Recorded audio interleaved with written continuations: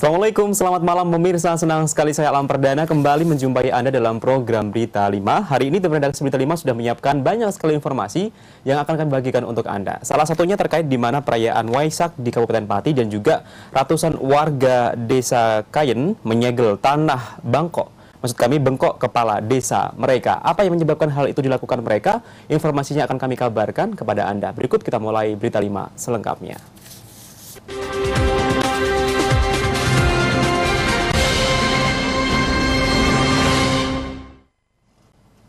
Pemirsa, ratusan warga desa Srikaton Kayen Pati menyegel paksa bengkok kepala desa mereka. Aksi ini merupakan puncak kekesalan warga lantaran tuntutan mereka belum juga terkabul.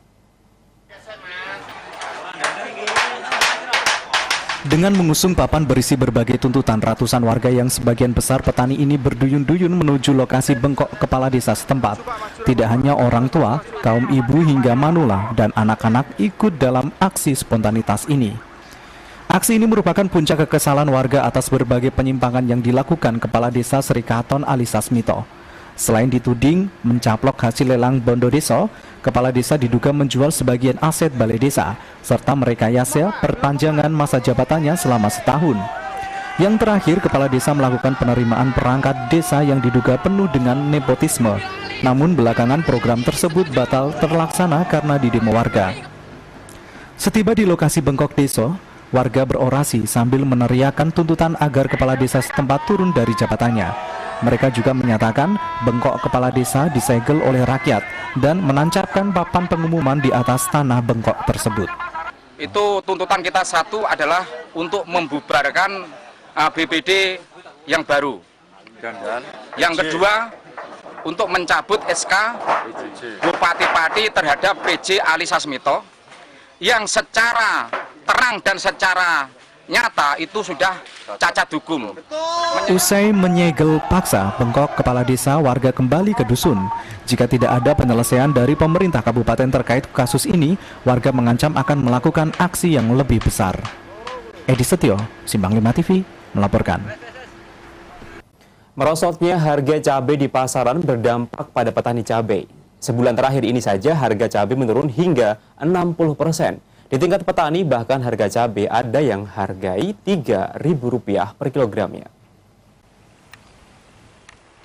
Petani cabai di desa Sukorukun, Kecamatan Jaken resah karena harga cabai di pasaran merosot tajam.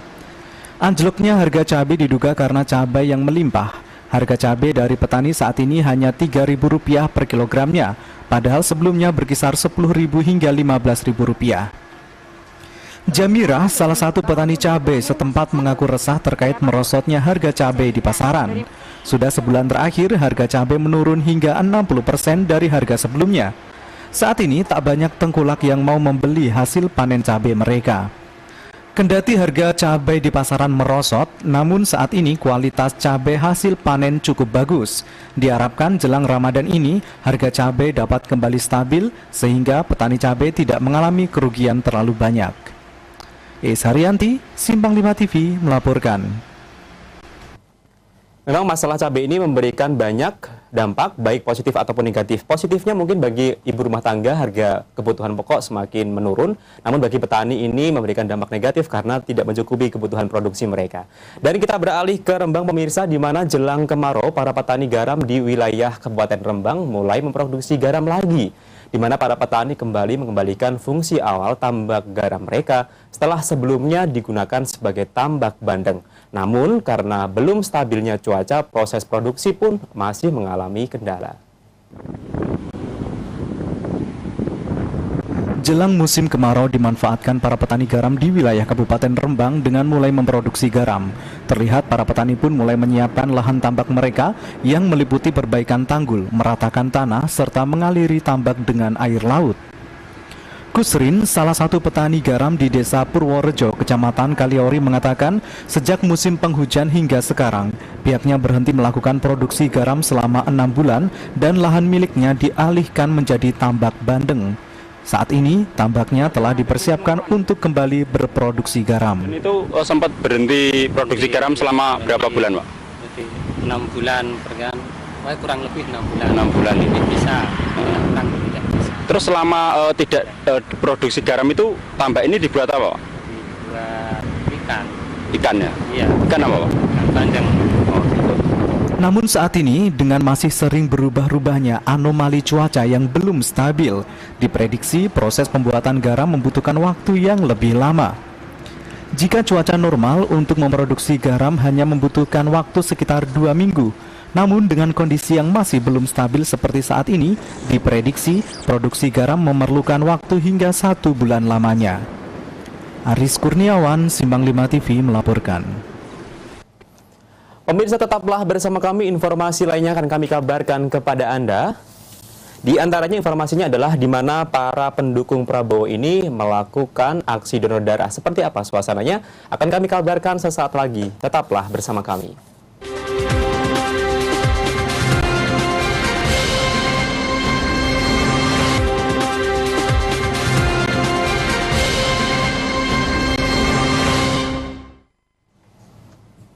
Terima kasih Anda masih menyimak program Berita 5 pemirsa. Kita lanjutkan ke berita selanjutnya. Puluhan pendukung calon Presiden Prabowo Hatta yang tergabung dalam Prabowo Center di Pati Selasa pagi menggelar aksi donor darah di kantor unit transfusi darah PMI setempat. Aksi sosial terus dilakukan oleh pendukung calon Presiden Prabowo Hatta yang tergabung dalam Prabowo Center Pati. Setelah sebelumnya menggelar aksi pemberian bunga kepada pengendara kendaraan di perempatan Puri Pati beberapa waktu yang lalu, Selasa pagi kembali puluhan relawan pendukung Prabowo Hatta tersebut mendonorkan darah mereka kepada sesama di kantor unit transfusi darah PMI Cabang Pati. Ketua Prabowo Center Endro Jatmiko mengatakan gerakan donor darah ini merupakan wujud perhatian dan kepedulian terhadap sesama yang membutuhkan bantuan darah. Dengan aksi sosial tersebut diharapkan pasokan darah PMI Cabang Pati tetap terjaga, sehingga masyarakat yang membutuhkan tidak diresahkan dengan kurangnya stok darah. Endi Sumardiono, Simbang 5 TV melaporkan. Kita beralih ke berita lain di mana perayaan Hari Raya Waisak oleh umat Buddha di Wihara Widya Loka berlangsung lancar. Acara tersebut dihadiri oleh Dirjen Bimas Buddha Kementerian Agama Republik Indonesia dan Bupati Pati Haryanto. Beginilah peringatan Waisak oleh umat Buddha di sebuah wihara di Desa Pakuwon, Juwana. Acara tersebut dihadiri langsung oleh Dirjen Bimas Buddha Kementerian Agama RI serta rombongan Bupati Pati.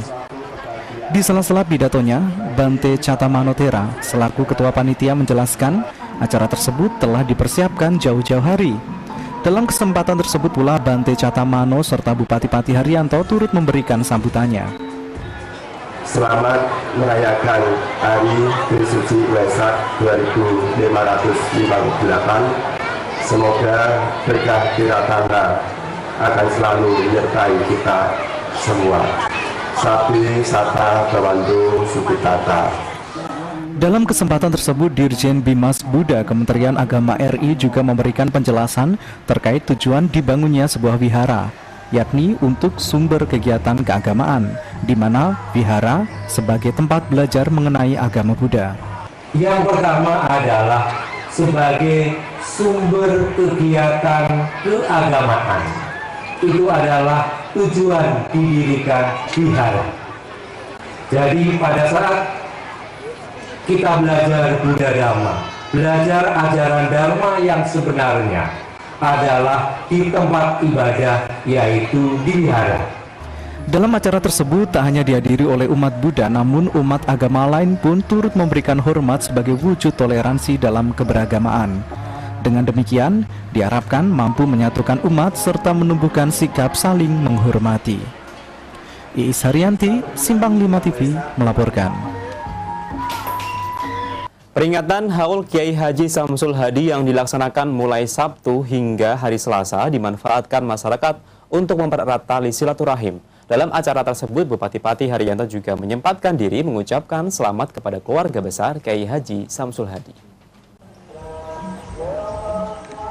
Acara Haul Kiai Haji Syamsul Hadi Desa Sumberrejo, Kecamatan Jaken Pati merupakan peringatan haul ke-57.